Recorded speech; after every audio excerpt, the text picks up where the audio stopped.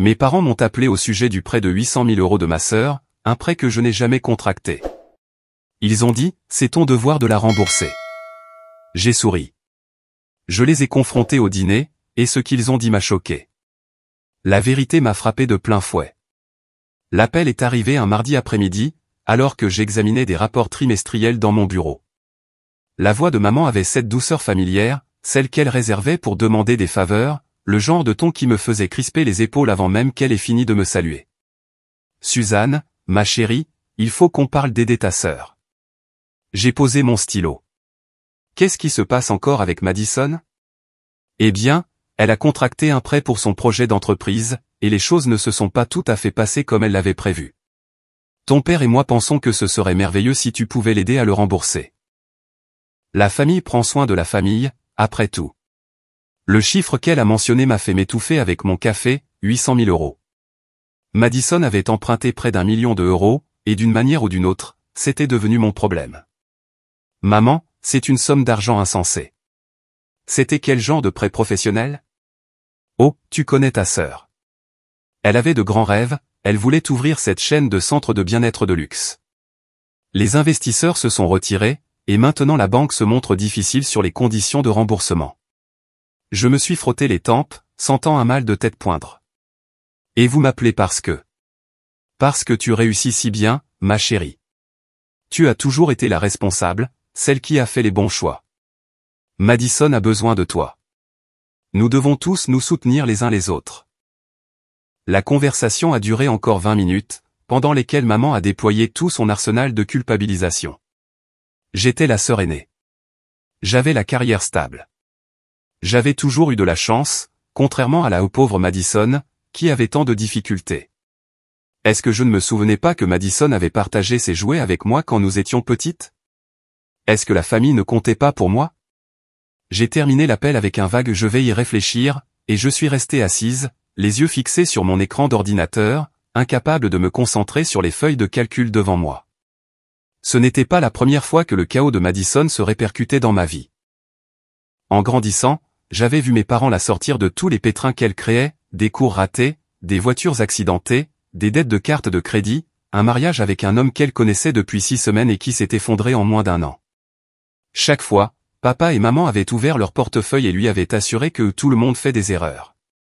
Pendant ce temps, moi, j'avais cumulé 2 emplois pendant mes études pour éviter de les accabler avec des prêts étudiants.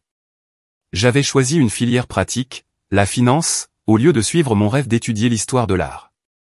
J'avais économisé, planifié, et construit une vie sûre, mais au prix d'innombrables petits sacrifices. Papa a appelé ce soir-là. Son approche était plus directe. Ta mère me dit que tu hésites à aider Madison. Je suis déçu, Suzanne. Je ne t'ai pas élevé comme ça. Papa, c'est 800 000 €. Ce n'est pas une petite faveur. C'est plus que ce que la plupart des gens gagnent en une décennie. Madison est ta sœur. Elle a fait une erreur. Oui, mais elle a besoin de soutien en ce moment, pas de jugement. Tu as un salaire à 6 chiffres et un portefeuille d'investissement bien fourni. Tu peux te le permettre. La présomption dans sa voix a allumé quelque chose de brûlant dans ma poitrine. Comment es-tu au courant de mon portefeuille d'investissement ? Une pause. Madison a mentionné que tu en avais parlé. Je n'avais pas parlé de mes finances à Madison depuis des années. Elle avait dû fouiner. Ou pire, papa et maman avaient discuté de mes informations privées avec elle. Je ne dis pas non, ai-je menti, pour gagner du temps. J'ai juste besoin de comprendre toute la situation. Pouvons-nous nous asseoir et en parler tous ensemble ? Un dîner dimanche chez vous ? Papa a accepté, l'air soulagé. J'ai raccroché et j'ai immédiatement appelé mon amie Rachel, une avocate spécialisée en droit financier. Ils te tendent un piège, a dit Rachel sans détour après que je lui ai expliqué la situation. Ne t'engage à rien tant que tu ne sais pas exactement de quel type de prêt il s'agit, qui le détient, et ce que ta sœur a réellement fait de l'argent. 800 000 € ne disparaissent pas dans une entreprise en faillite sans laisser de traces. J'ai passé les 4 jours suivants à faire des recherches. L'idée de centre de bien-être de Madison avait abouti à un seul et unique emplacement, qui a fonctionné pendant 8 mois avant de fermer. Les comptes n'étaient pas bons. Même avec le loyer, les stocks et les salaires des employés, il était impossible qu'elle ait pu dépenser autant d'argent pour une seule petite entreprise. Pendant ces 4 jours, des souvenirs n'arrêtaient pas de refaire surface, des souvenirs non désirés. J'examinais une feuille de calcul des dépenses de l'entreprise de Madison, et soudain, je me souvenais d'avoir 12 ans, de regarder papa donner 300 € à Madison pour un voyage scolaire à Washington, D.C. Elle avait perdu le formulaire d'autorisation 2 fois et rendu son projet en retard, mais il avait souri et dit qu'elle méritait quand même d'y aller. Quand j'avais demandé de l'argent pour participer à un programme d'art d'été la même année, il m'avait dit que le budget familial était serré et que je pourrais peut-être économiser l'argent de mon babysitting. Le schéma avait toujours été là. Je n'avais simplement pas voulu le voir clairement. Mercredi après-midi, j'ai retrouvé Rachel dans un café près de son bureau. Elle avait obtenu des documents publics pour moi, des choses que je n'avais pas le droit de demander moi-même. L'entreprise de ta sœur a déposé le bilan le mois dernier, a dit Rachel, en faisant glisser un dossier sur la table. Chapitre 7, liquidation complète. Il y a au moins 6 autres créanciers en plus de la banque, des fournisseurs, des entrepreneurs, le propriétaire du local à Hartford. Elle doit de l'argent partout. J'ai parcouru les documents, mon estomac se nouant à chaque page. Comment a-t-elle pu obtenir du crédit auprès de tant de gens? Tes parents se sont portés garants pour bien plus que le prêt bancaire. Ils ont garanti le bail. Ils ont cautionné sa ligne de crédit auprès des fournisseurs. Suzanne, ils sont engagés pour environ 1,2 million au total, quand on additionne tout. Le prêt bancaire est de 800 000 €, mais il y a 250 000 € d'obligations de bail, environ 100 000 € dus aux fournisseurs, et à peu près 50 000 € d'autres dettes professionnelles. Tes parents ont garanti la majeure partie. Le café que je buvais s'est transformé en acide dans mon estomac. Oh mon Dieu! Il y a plus, a dit Rachel en sortant une autre feuille. Madison a déposé un dossier de faillite personnelle il y a 2 ans. Elle a déjà utilisé cette protection une fois. Si elle essaie de nouveau sitôt, les tribunaux pourraient ne pas l'accorder, ce qui signifie qu'elle risque une saisie sur salaire pour le reste de sa vie active. Pourquoi mes parents ne m'ont-ils pas dit à quel point c'était grave? Rachel m'a jeté un regard qui était un mélange de sympathie et d'exaspération.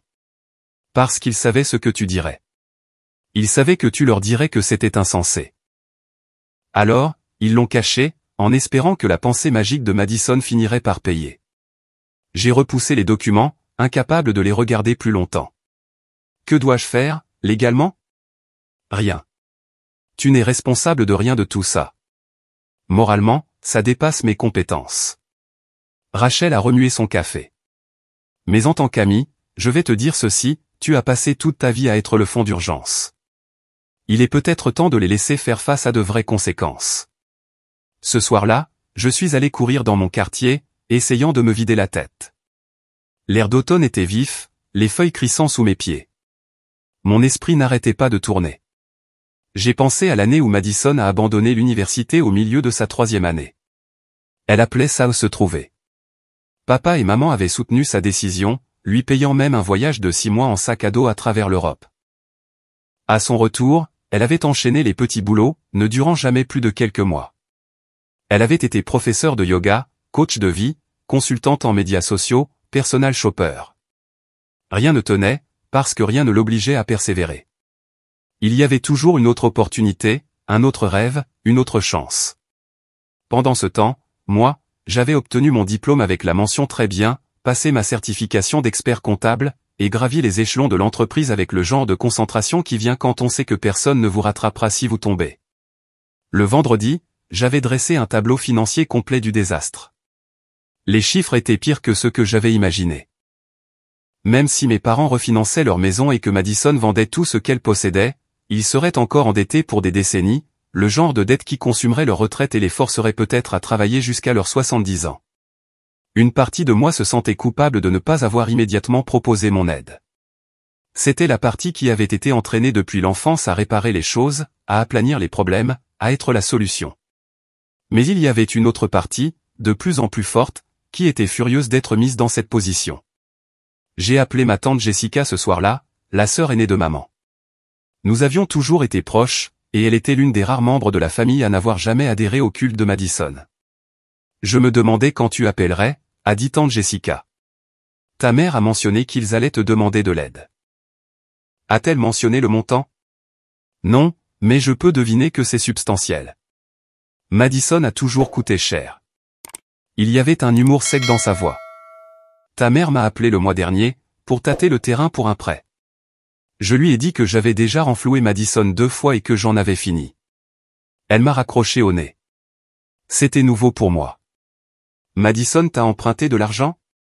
30 000 € en 2019, et 20 000 € de plus l'année dernière. Je n'ai jamais revu un centime. Quand j'ai demandé pour le remboursement, Madison m'a dit que la famille ne tient pas les comptes. Tante Jessica a reniflé.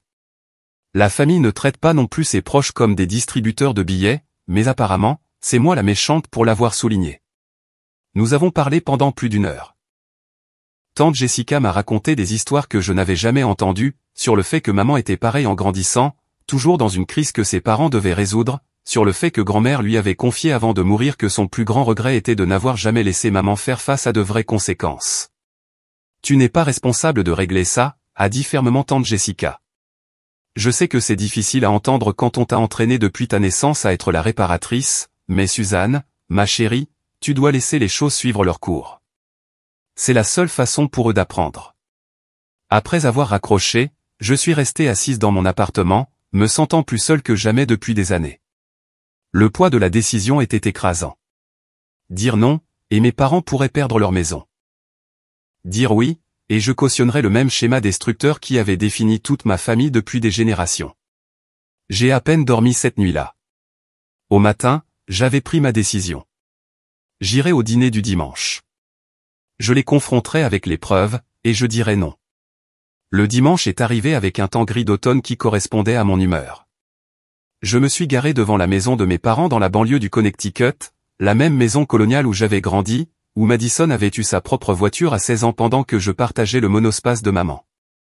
La BMW de Madison était déjà dans l'allée. Bien sûr qu'elle y était. Le prêt la ruinait peut-être, mais apparemment pas assez pour qu'elle change de véhicule. Maman a ouvert la porte avec son sourire de reine de beauté, celui qui lui avait valu le titre de Madame du comté de Fairfield en 1992. Ma chérie, entre, entre. Le dîner est presque prêt. La maison sentait le rôti de bœuf, l'arme de prédilection de maman pour les négociations familiales. Elle avait toujours cru que le bon repas pouvait aplanir n'importe quel conflit. Madison était dans le salon, faisant défiler son téléphone. Elle a levé les yeux quand je suis entré, et j'ai surpris quelque chose dans son expression, pas de la culpabilité, mais du calcul. Elle était en train d'élaborer une stratégie. Salut, Sue. Merci d'être venu. Je n'aurais manqué ça pour rien au monde, ai-je dit d'un ton léger. Papa est sorti de son bureau, le journal sous le bras. Il avait pris sa retraite l'année dernière de son poste de directeur régional des ventes, et avait apparemment décidé de passer ses années dorées à micro-gérer les relations de ses filles. Nous nous sommes installés autour de la table de la salle à manger, avec son chemin de table en dentelle et sa belle porcelaine, la même disposition que nous utilisions pour chaque discussion familiale importante. J'ai attendu que tout le monde ait rempli son assiette avant de parler. Alors, parlons de ce prêt. Madison, explique-moi ce qui s'est passé. Elle a posé sa fourchette, composant sur son visage une expression d'humble regret qui n'atteignait pas tout à fait ses yeux. J'avais cette vision, tu sais, un endroit où les gens pourraient venir pour le yoga, la méditation, les smoothies bio, le coaching, bien-être, un véritable espace communautaire. J'ai trouvé l'emplacement parfait dans le centre de Hartford, j'ai signé un bail de 5 ans, et j'ai obtenu un prêt professionnel pour couvrir les frais de démarrage. 800 000 € semble élevé pour un seul emplacement. Eh bien, il y avait des rénovations. L'espace devait être complètement vidé et reconstruit, et je voulais du matériel haut de gamme, les meilleurs instructeurs. Je ne voulais pas faire les choses à moitié. Où as-tu obtenu un prêt de cette taille? Les banques ne prêtent généralement pas autant à un entrepreneur débutant sans expérience. La mâchoire de Madison s'est crispée. J'avais un co-signataire. La pièce est devenue très silencieuse. J'ai regardé mes parents. S'il vous plaît, dites-moi que vous n'avez pas fait ça. Maman a pris son verre d'eau. Nous voulions soutenir les rêves de ta sœur. Elle était si passionnée par ce projet. Vous vous êtes porté garant pour un prêt de 800 000 €, ai-je dit lentement.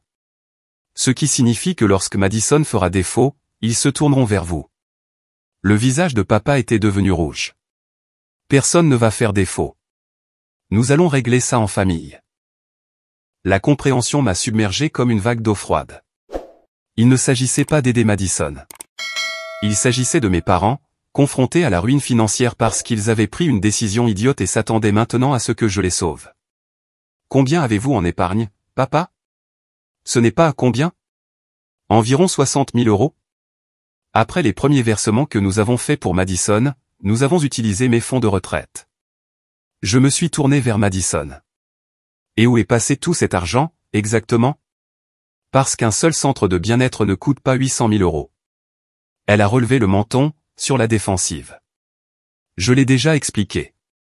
Non, tu m'as donné une réponse vague sur les rénovations et l'équipement. Je veux des détails, des reçus, des contrats, des relevés bancaires montrant où chaque euro est allé. Pourquoi es-tu si hostile? Je suis ta sœur, pas une criminelle sous enquête. Tu me demandes l'équivalent d'une hypothèque, sauf que je n'obtiens pas de maison à la fin. Alors oui, je veux des documents. La voix de maman est devenue sèche. Suzanne Marie, c'est la famille. On ne s'interroge pas les uns les autres comme des suspects. On se fait confiance et on se soutient. Confiance? J'ai ri, et c'était un rire amer. Vous avez discuté de mes finances privées avec Madison, vous me pressez de donner de l'argent pour une situation que vous avez créée en vous portant garant d'un prêt que vous ne pouviez pas vous permettre. Où est la confiance là-dedans? Madison s'est levée brusquement. Je n'ai pas à rester ici et à me faire attaquer. J'ai fait une erreur, d'accord? L'entreprise a échoué. Je suis désolé. J'essaie de réparer ça, et j'ai besoin d'aide. Est-ce si terrible? Assieds-toi, ai-je dit doucement. Quelque chose dans mon ton l'a fait se rasseoir. J'ai sorti un dossier de mon sac et je l'ai posé sur la table. J'ai passé la semaine à faire des recherches. J'ai engagé un détective privé pour enquêter sur les dépenses de ton entreprise. Tu veux savoir ce que j'ai trouvé? La couleur a quitté le visage de Madison. Tu as fait quoi? Tu as dépensé 80 000 euros en rénovation, ce qui est élevé mais raisonnable pour un espace commercial. 40 000 euros de plus en équipement et en stock initial. 20 000 euros en marketing et en licence commerciale. Ça fait 140 000 euros. Où sont les 660 000 euros restants, Madison? Le silence était assourdissant. Papa était devenu très immobile, sa fourchette suspendue à mi-chemin de sa bouche. J'ai ouvert le dossier. 200 000 euros sont allés sur un compte séparé à ton nom. 150 000 euros ont remboursé tes dettes de carte de crédit personnel et le règlement du divorce avec ton ex-mari. 75 000 euros ont acheté cette BMW dans l'allée.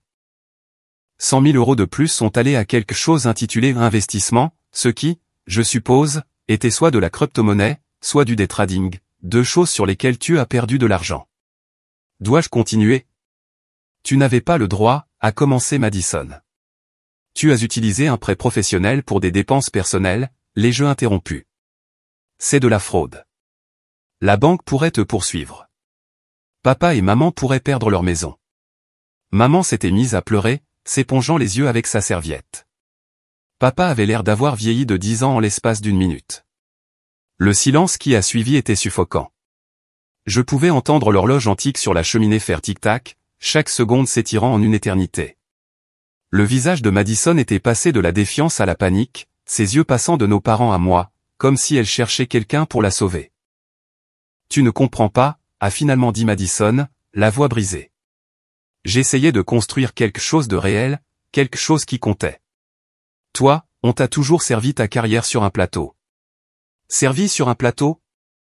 J'ai senti quelque chose se casser en moi. J'ai travaillé 60 heures par semaine en tant qu'analyste junior pendant que tu prenais des vacances à la plage. J'ai étudié pour l'examen d'expert comptable tout en travaillant à plein temps. J'ai vécu dans un studio avec un radiateur qui fonctionnait à peine, parce que j'économisais chaque centime. Rien ne m'a été servi sur un plateau, Madison. Je l'ai mérité. Tu as toujours été l'intelligente, a-t-elle rétorqué, les yeux flamboyants, celle que tout le monde louait. Sais-tu ce que c'est de vivre dans ton ombre? Sais-tu ce que c'est de voir sa sœur se faire renflouer encore et encore, pendant qu'on te dit d'être plus responsable, de sacrifier et d'économiser pendant qu'elle dépense et se fait récompenser pour ça? Papa a frappé la table de sa main, faisant teinter la porcelaine. Ça suffit, vous deux. Il ne s'agit pas du passé. Il s'agit d'une famille qui se serre les coudes dans une crise. Non, papa. Il s'agit exactement du passé. Je me suis tourné pour lui faire face. Il s'agit de 30 ans pendant lesquels vous et maman avez appris à Madison que les conséquences ne s'appliquent pas à elle, que quelqu'un viendra toujours réparer ses erreurs. Vous avez créé cette situation en vous portant garant pour des prêts que vous ne pouviez pas vous permettre, pour une fille qui n'a jamais réussi aucune de ses entreprises. C'est notre fille, a dit maman à travers ses larmes. Nous voulions soutenir ses rêves. Et mes rêves à moi. La question est sortie plus sèchement que je ne l'avais prévu. Saviez-vous que je voulais étudier l'histoire de l'art à l'université? Que j'avais été accepté dans un programme à Columbia? Le regard vide sur leur visage était une réponse suffisante. Bien sûr qu'ils ne le savaient pas, car quand je l'avais mentionné, papa m'avait dit que l'histoire de l'art était un diplôme inutile qui me laisserait à servir d'étable. Il m'avait dit que je devais être pragmatique, obtenir une vraie formation, alors j'ai choisi la finance. J'ai abandonné ce que j'aimais parce que vous m'avez dit d'être responsable. C'était différent, a dit faiblement papa. Nous pensions à ton avenir. Non, vous vous assuriez qu'au moins une de vos filles serait suffisamment stable financièrement pour renflouer l'autre. Et ça a marché, n'est-ce pas? Nous y voilà. Madison s'est levée brusquement, sa chaise raclant le parquet. Je n'ai pas besoin d'écouter ça. Tu agis comme si j'étais une personne horrible alors que j'ai juste eu de la malchance. Le secteur du bien-être est compétitif. Le timing est important. Si j'avais ouvert 6 mois plus tôt, tu aurais trouvé une autre excuse, ai-je dit platement. Madison, tu as passé ta vie à échouer vers le haut, parce que les gens n'arrêtent pas de te donner des secondes chances que tu n'as pas méritées. Ton mariage a échoué parce que tu as triché. Tes 3 derniers emplois se sont terminés parce que tu as arrêté de te présenter. Cette entreprise a échoué parce que tu as détourné des fonds de ta propre société pour financer ton style de vie. Je n'ai pas détourné de fonds. C'était mon entreprise. Financée par un prêt destiné à des fins spécifiques, ai-je rétorqué. Rachel m'a expliqué très clairement la définition légale. Ce que tu as fait, c'est un détournement frauduleux des fonds du prêt. Tu pourrais faire face à des poursuites pénales. La couleur a de nouveau quitté le visage de Madison. Elle a regardé papa. Elle ment. Dis-lui qu'elle ment. Mais papa fixait le dossier que j'avais posé sur la table, les relevés bancaires et les chèques annulés. Ses mains tremblaient légèrement. Où as-tu obtenu ces informations? A-t-il demandé doucement. J'ai engagé un expert comptable judiciaire et un détective privé. Il leur a fallu 3 jours pour tout retrouver. La banque le trouvera aussi, papa. Ils sont probablement déjà en train de chercher. Quand ils le feront, ils poursuivront Madison pour fraude, et vous deux pour le montant total du prêt en tant que co-signataire. Les pleurs de maman s'étaient intensifiés. Nous allons perdre la maison. Tout ce pourquoi nous avons travaillé. Vous auriez dû y penser avant de mettre votre maison en garantie pour le rêve insensé de Madison. J'ai adouci légèrement ma voix. Maman, je n'essaie pas d'être cruel, mais vous avez fait un choix. Vous avez choisi de cautionner Madison au lieu de la laisser faire face à la réalité. Les actions ont des conséquences. Alors, tu vas juste nous abandonner? La voix de Madison était devenue stridente. Nous laisser tout perdre pendant que tu es assise dans ton appartement de luxe avec ton travail de luxe? Mon appartement n'est pas luxueux. C'est un 2 pièces dans un quartier correct que je peux me permettre parce que je vis selon mes moyens. Mon travail n'est pas luxueux non plus.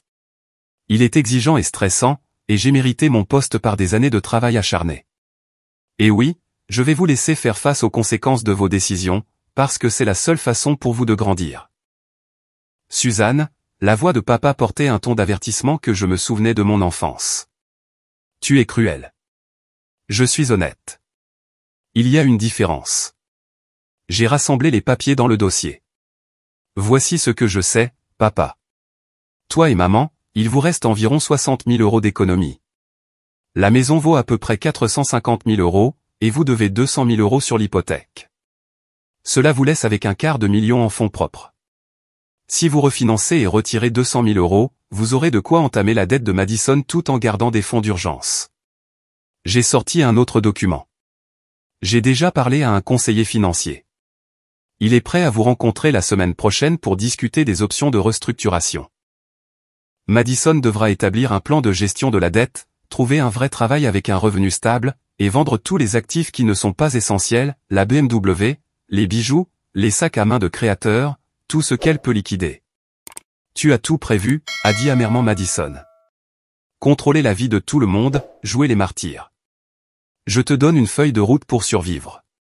Que tu la suives ou non, c'est à toi de voir. Je me suis levé, en repoussant ma chaise. Mais je ne ferai pas de chèque. Je ne contracterai pas de prêt. Je ne viderai pas mes comptes de retraite. Vous avez créé ce désordre, et c'est à vous de le nettoyer. Et si on ne peut pas? La voix de maman était faible, vaincue. Et si c'est trop? Alors vous déposerez le bilan, vous perdrez la maison, et vous recommencerez à zéro. Ce sera dur, humiliant et douloureux, mais vous y survivrez. Les gens le font tous les jours. Le visage de papa était passé du rouge au gris. Il avait l'air plus vieux que ses 67 ans, comme dégonflé. Je n'aurais jamais pensé que tu tournerais le dos à ta famille comme ça. Je ne tourne pas le dos. Je refuse de me jeter au feu pour vous tenir au chaud. Il y a une différence. J'ai pris mon sac. Je vous enverrai par email les coordonnées du conseiller financier. Il est bon dans ce qu'il fait, et il ne juge pas. Vous en aurez besoin. Suzanne, s'il te plaît. Maman a tendu la main vers la mienne, par-dessus la table. Pense-y, c'est tout. Dors dessus. Nous sommes tes parents. Nous t'avons élevé, aimé, nous t'avons tout donné. M'avez tout donné? Vous avez tout donné à Madison, les jeux corrigés, en retirant doucement ma main. Vous m'avez donné des attentes, des critiques, et le message que ma valeur était liée à mon utilité. Ce n'est pas de l'amour, maman. C'est du conditionnement. Je me suis dirigé vers la porte, chaque pas semblant plus lourd que le précédent. Derrière moi, je pouvais entendre Madison pleurer maintenant, des sanglots bruyants et dramatiques qui semblaient plus de colère que de tristesse. Maman suppliait papa de dire quelque chose, de réparer ça. Papa était silencieux, abasourdi peut-être, par la prise de conscience que sa fille fiable avait enfin tracé une ligne. Sur le seuil, j'ai fait une pause et je me suis retourné. Ils avaient l'air d'étrangers, soudain, ces gens que j'avais essayé si fort de satisfaire toute ma vie. Je vous aime, ai-je dit, et je le pensais, malgré tout. Mais je m'aime plus, maintenant. Et cela signifie protéger ma paix, mon avenir et ma santé mentale, même si vous ne pouvez pas le comprendre. J'allais le rembourser, a soudainement murmuré Madison. Les investissements étaient censés fructifier. J'allais doubler ou tripler l'argent et rembourser le prêt en avance. Ça allait marcher. Sauf que non. Et maintenant, tu es dans un trou dont tu ne peux pas sortir. J'ai fermé le dossier. Voici ce qui va se passer. Je ne te donnerai pas un centime. Suzanne, a commencé papa. Je n'ai pas fini. Madison, tu vas vendre cette BMW et prendre quelque chose de raisonnable. Ça te donnera environ 40 000 € à mettre sur la dette. Tu vas trouver un vrai travail, pas un autre projet fumeux, et tu vas faire des paiements comme une adulte responsable. Maman, papa, vous allez refinancer votre maison pour en retirer des fonds propres, ce qui fera mal, mais ne vous détruira pas si vous êtes prudent. On ne peut pas se le permettre, a protesté maman. Vous auriez dû y penser avant de vous porter garant. Je vous aiderai à établir un budget et un plan de paiement avec la banque. Je vous donnerai même le nom d'un conseiller financier qui peut vous aider à tout restructurer, mais je ne ferai pas de chèque pour réparer un désordre que vous avez tous créé par irresponsabilité et mensonge. Le visage de Madison était passé du pâle au rouge. Tu vas vraiment nous laisser tout perdre? Ta propre famille. Tu vas vraiment rester là et prétendre que tu n'as pas commis de fraude? Avec ta propre famille, ai-je rétorqué. Je t'aime, Madison, mais j'en ai fini de te cautionner. Chaque fois que tu fais une erreur, quelqu'un arrive pour te sauver, et tu n'apprends jamais. Tu as 41 ans. Il est temps de grandir. Je me suis levé, rassemblant mes affaires. Le rôti de bœuf refroidissait dans mon assiette, intact. Suzanne, s'il te plaît, a dit maman, la voix brisée. Nous avons besoin de toi. Vous avez besoin de moi pour être votre banque. Il y a une différence. Je les ai regardés chacun à leur tour. Je vous aiderai à gérer ça financièrement, mais je ne paierai pas votre dette. Appelez-moi quand vous serez prêt à avoir une vraie conversation sur des solutions, au lieu de renflouement. Je suis sorti de cette maison la tête haute et les mains tremblantes. Le temps d'arriver à ma voiture, les larmes coulaient sur mon visage. Pas parce que je regrettais ma décision, mais parce que je comprenais enfin que mes parents ne m'avaient jamais vu comme leur fille. J'étais leur police d'assurance, leur plan de secours, la responsable sur qui on pouvait compter pour réparer tout ce que Madison cassait. Mon téléphone a sonné avant même que je sorte de l'allée. Le nom de Madison s'est affiché à l'écran. J'ai refusé l'appel, puis un autre appel de maman. Refusé. Papa. Refusé. J'ai conduit jusque chez moi dans un brouillard, mon esprit rejouant le dîner encore et encore, le regard sur leur visage quand j'avais exposé les preuves, la façon dont Madison avait essayé d'inverser les rôles et de se faire passer pour la victime, la déception dans les yeux de papa quand il avait réalisé que je n'allais pas plier. Quand je suis rentré à mon appartement, je me suis versé un verre de vin et je me suis assise sur mon balcon, regardant les lumières de la ville. Mon téléphone n'arrêtait pas de vibrer avec des textos. Maman, s'il te plaît, ma chérie, nous devons en parler correctement. Tu ne réfléchis pas clairement. Madison, j'espère que tu pourras vivre avec toi-même, sachant que tu as détruit ta propre famille. Papa, très déçu de la personne que tu es devenue, Suzanne. Ce n'est pas comme ça que nous t'avons élevé. Chaque message était comme un petit coup de couteau, mais je n'ai pas répondu. Rachel m'avait prévenu que cela arriverait. L'explosion d'extinction, c'est comme ça qu'elle l'appelait. Quand on arrête de cautionner, la personne cautionnée intensifie ses tactiques de manipulation parce que les anciennes méthodes ne fonctionnent plus. Vers 22h ce soir-là, ma sonnette a retenti. J'ai regardé par le Judas et j'ai vu Madison, le mascara coulant sur son visage. Contre toute attente, j'ai ouvert la porte. 5 minutes, ai-je dit. C'est tout ce que tu as. Elle m'a bousculé pour entrer dans l'appartement, faisant les 100 pas comme un animal en cage. Tu m'as vraiment mise dans le pétrin, tu sais ça? Papa et maman sont dévastés. Papa a eu des douleurs à la poitrine après ton départ. Maman a dû lui donner ses médicaments pour la tension. Ce n'est pas de ma faute. C'est de la faute de la situation que tu as créée. Je n'ai rien créé toute seule. Ils ont choisi de se porter garant. Ils voulaient t'aider, et tu en as profité. Tu l'as toujours fait. J'ai croisé les bras. Madison, est-ce que tu te sens au moins mal pour la fraude? Pour avoir menti à la banque? Pour avoir mis la retraite de papa et maman en danger? Elle a arrêté de faire les 100 pas. Un instant, quelque chose a vacillé sur son visage, de la honte, peut-être, ou de la peur. Mais ensuite, sa mâchoire s'est crispée dans cette ligne familière et têtue. Je me sens mal que ma propre sœur ait engagé un détective privé pour remuer la boue sur moi. Quel genre de personne fait ça? Le genre de personne à qui on a menti une fois de trop. Le genre de personne qui en a marre d'être le distributeur de billets de la famille. J'ai fait un geste vers la porte. Tes 5 minutes sont écoulées.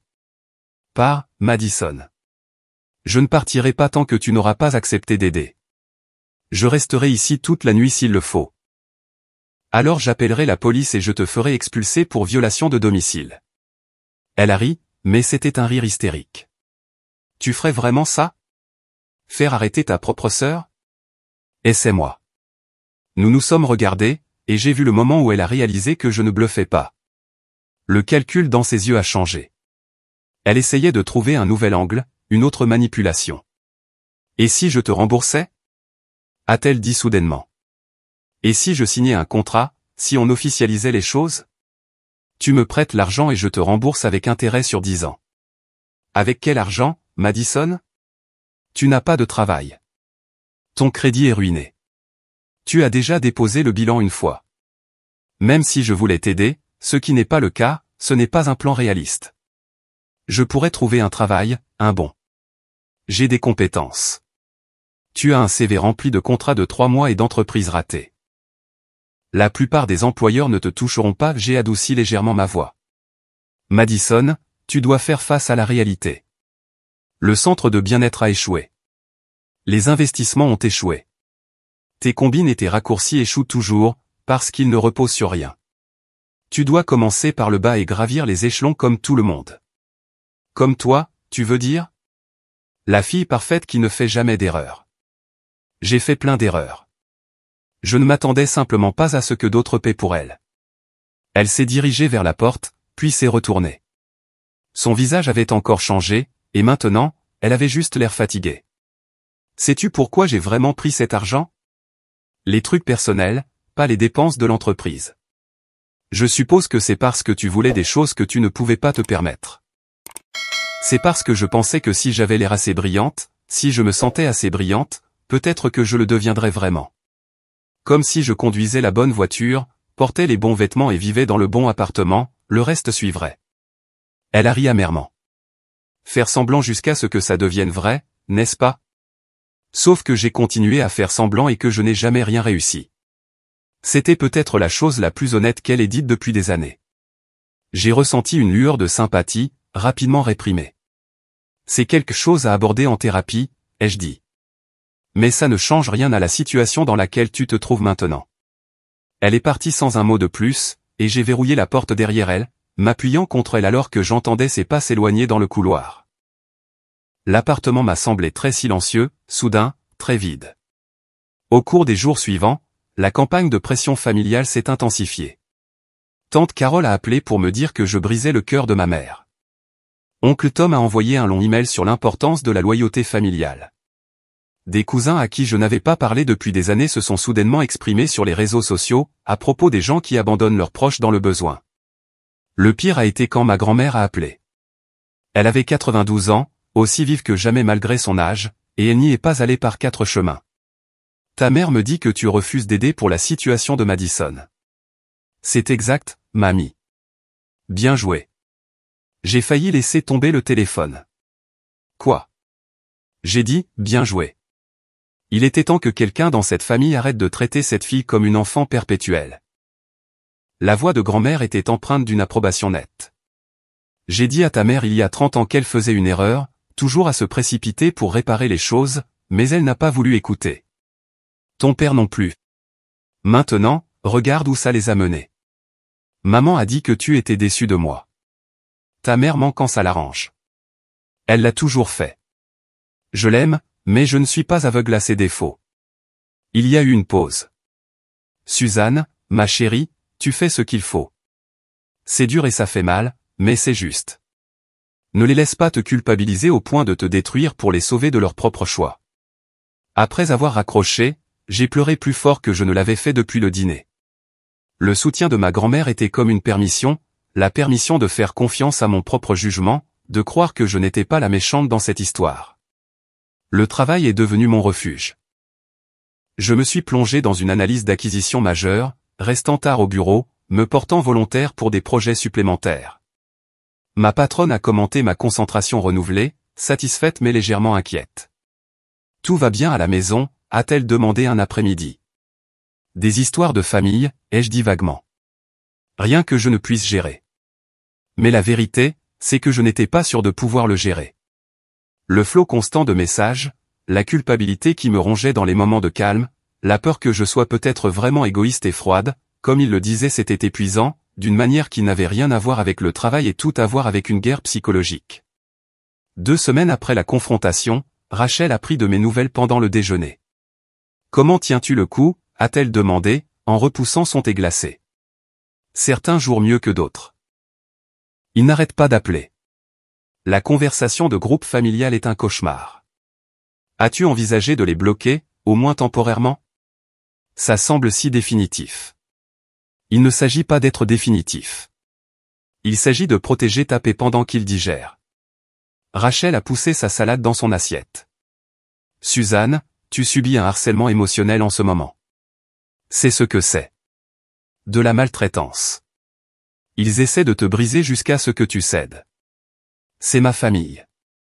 Ça ne leur donne pas le droit de te traiter de cette façon. Je savais qu'elle avait raison. Ce soir-là, j'ai mis en sourdine la conversation de groupe familial et j'ai configuré les numéros de mes parents et de Madison pour qu'ils aillent directement à la messagerie vocale. Le silence qui a suivi était à la fois un soulagement et une solitude. Une semaine plus tard, 3 semaines après ce désastreux dîner du dimanche, Madison s'est présentée à mon appartement. J'ai failli ne pas la laisser entrer, mais quelque chose dans son apparence m'a arrêté. Elle n'était pas maquillée. Ses cheveux étaient attachés en une queue de cheval désordonnée, au lieu de ses ondulations habituellement soignées. Elle avait l'air épuisée. « Je peux entrer ?» a-t-elle demandé doucement. « S'il te plaît, je ne suis pas là pour crier. » Contre toute attente, j'ai ouvert la porte plus grand. Elle s'est assise sur mon canapé, sur le bord, comme si elle pouvait s'enfuir à tout moment.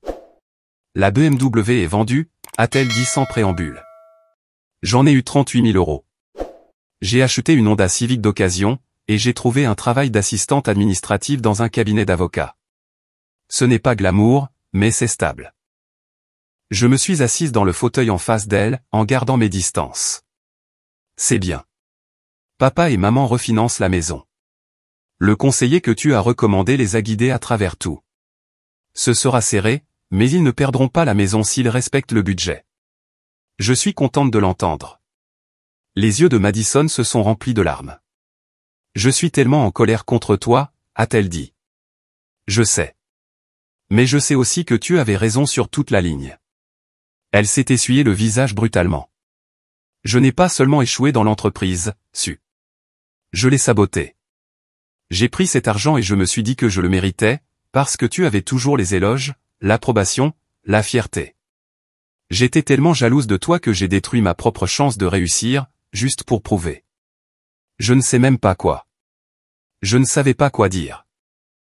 Une partie de moi voulait la réconforter, retomber dans le vieux schéma d'aplanir les choses. Mais j'avais appris à reconnaître cette impulsion pour ce qu'elle était, de la codépendance déguisée en amour. Madison, je ne peux pas réparer ça pour toi. Tu dois faire le travail toi-même. Je sais. Je commence une thérapie. Ordonnée par le tribunal, en fait.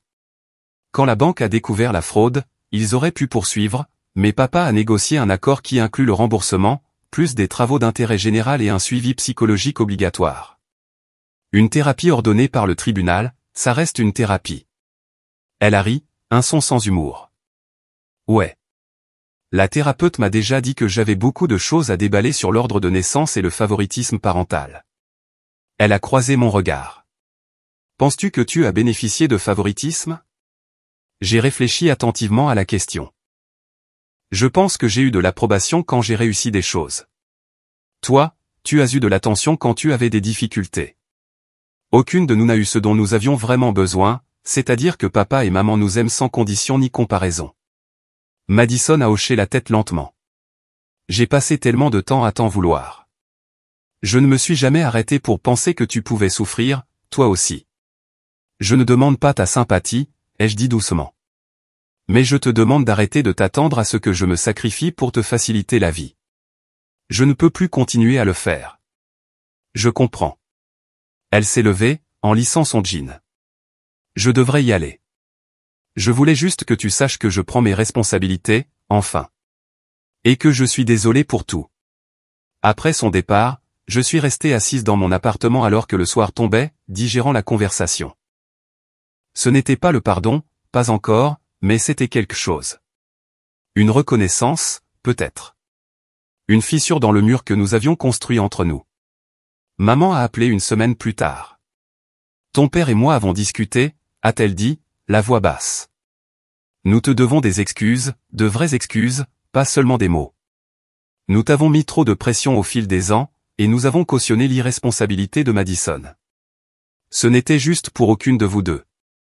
Non, ça ne l'était pas, nous aimerions essayer de reconstruire notre relation avec toi, selon tes conditions. Sans attente, sans culpabilisation, juste une chance de faire mieux. J'ai pensé à la petite fille que j'avais été, toujours en quête d'une approbation qui était donnée gratuitement à ma sœur.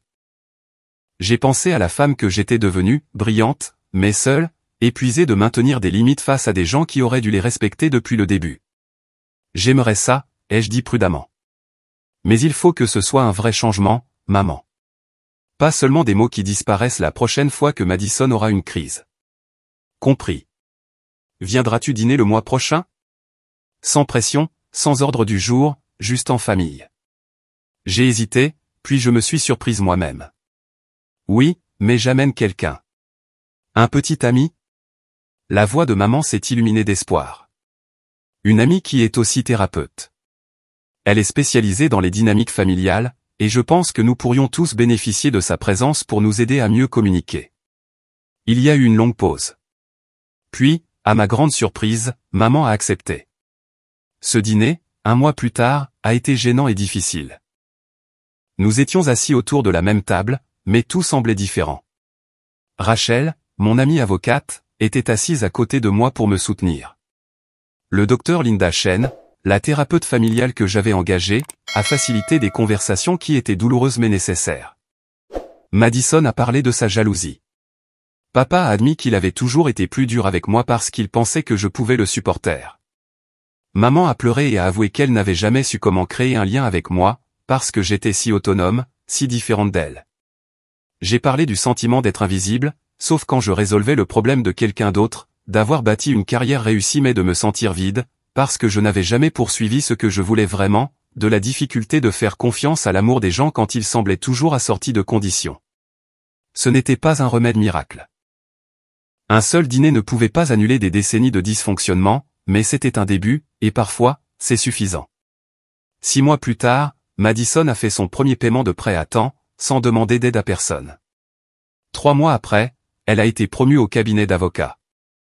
Elle a commencé à sortir avec quelqu'un qui avait une vie stable, et elle semblait sincèrement heureuse, plutôt que frénétiquement maniaque.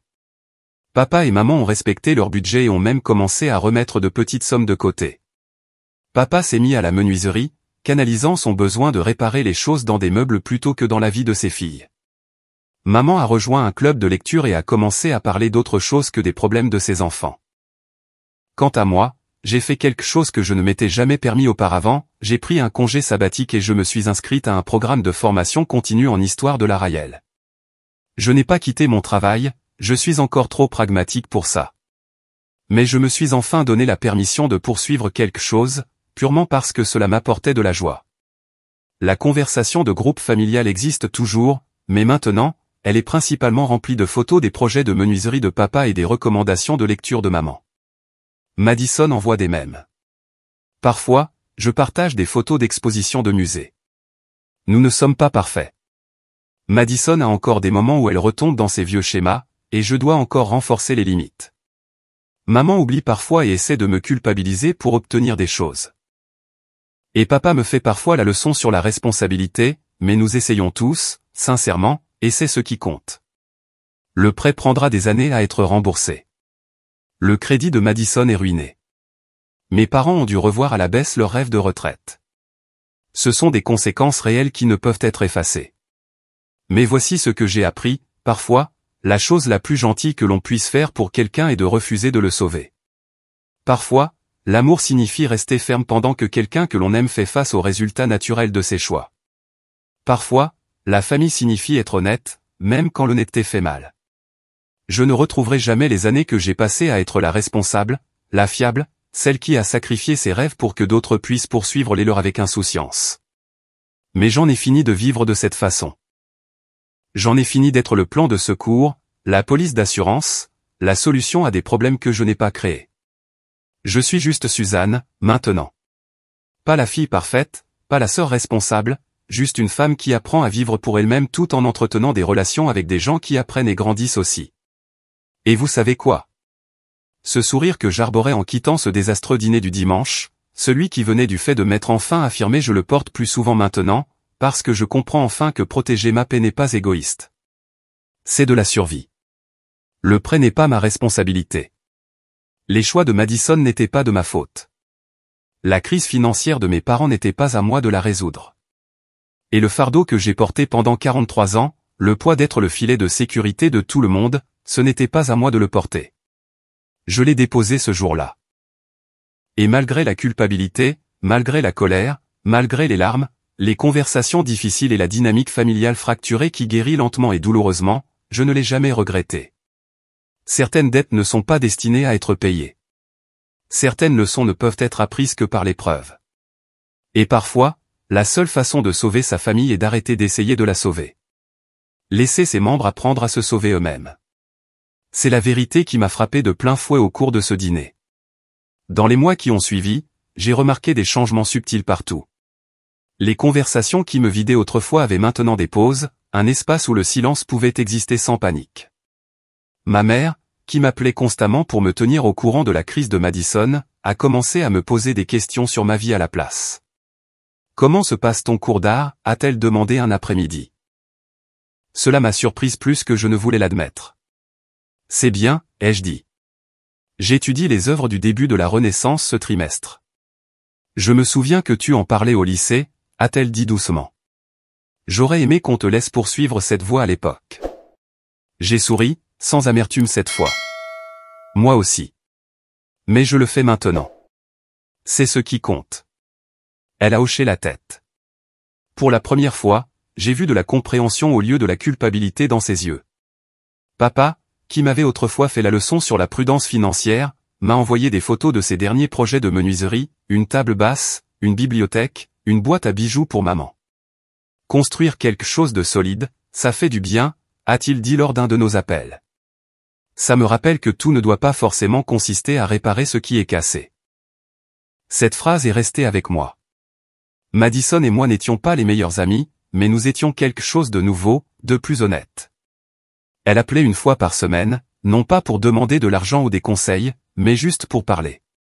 Vraiment parler. Je travaille tard, me disait-elle. C'est bizarre que les gens comptent sur moi pour une fois. Mais ça fait du bien. Je suis fier de toi, lui ai-je dit une fois, et elle est devenue silencieuse. Personne ne m'a jamais dit ça avant, a-t-elle admis. Ce moment, aussi petit soit-il, a ouvert une brèche entre nous. Les mois ont passé, et les saisons ont changé. Au printemps, la tension qui avait autrefois défini chaque interaction familiale s'était adoucie en quelque chose de presque doux. Un dimanche, nous nous sommes tous retrouvés dans un parc pour un pique-nique. Pas de négociation autour d'un rôti, pas de feuilles de calcul financière, juste du soleil, des sandwichs, et des rires qui ne semblaient pas forcés. Madison avait apporté une salade maison. Papa sculptait du bois avec un couteau de poche, et maman lisait à voix haute un roman policier qu'elle adorait. À un moment donné, Madison m'a regardé et a souri, un vrai sourire, sans défense. Tu sais, si tu n'avais pas dit non, je serais probablement encore perdu, a-t-elle dit. Tu as trouvé des solutions par toi-même, ai-je répondu. Parce que tu as arrêté de me rattraper, a-t-elle dit. C'est ça, la différence. J'ai hoché la tête. Il y avait de la vérité là-dedans, et de la paix aussi. Ce soir-là, après être rentré chez moi, je me suis de nouveau tenu sur mon balcon, un verre de vin à la main, tout comme la nuit après le dîner. Mais tout semblait différent. Les lumières de la ville paraissaient plus douces. Le silence ne semblait plus solitaire. Pendant si longtemps, j'avais défini l'amour comme un sacrifice, comme un don jusqu'à ce qu'il ne reste plus rien. Mais l'amour sans limite n'est pas de l'amour. C'est une obligation déguisée en vertu. Maintenant, je sais mieux. J'ai appris que dire non n'est pas de la cruauté, c'est de la clarté. Que je peux toujours aimer ma famille tout en refusant de me détruire pour elle. Que parfois, la personne que l'on a le plus besoin de sauver, c'est soi-même. Rachel m'a dit un jour que les limites ne sont pas des murs, ce sont des portes avec des serrures. C'est vous qui décidez qui peut entrer et quand. Pendant des années, ma porte était grande ouverte, laissant entrer des tempêtes que je prenais pour de la connexion. Maintenant, je l'ouvre toujours, mais seulement à ceux qui frappent avec respect. Lorsque j'ai rendu mon mémoire final pour mon programme d'histoire de l'art cet été-là, j'ai inclus une section de réflexion personnelle. La question était, que signifie l'art pour vous maintenant?